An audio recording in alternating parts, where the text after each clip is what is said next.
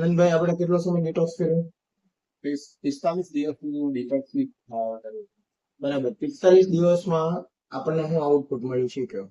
45 દિવસમાં પહેલા તો મારે આખો દિવસ કેવું રહેતું હતું, શરીરમાં એનર્જી નહીં રહેતી હતી, ઊંઘ આવ્યા કરતી હતી, કામ કરવું પડતું હતું, પણ હું રસ નહીં હતો તો એ કર્યા કરતો હતો.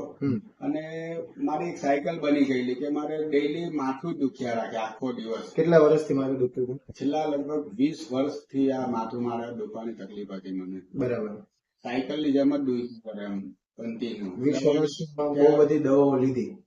મેં લગભગ દરેક ટાઈપની દવાઓ લીધી છે આજ સુધીમાં, અને બહુ બધા ડોક્ટરોને મળી આવ્યો છું, કા શહેરો પણ જઈ આવ્યો છું બધા. બરાબર. પણ કશે એવો ફેર નહીં પડ્યો સાહેબ. અત્યારે કેવું છે?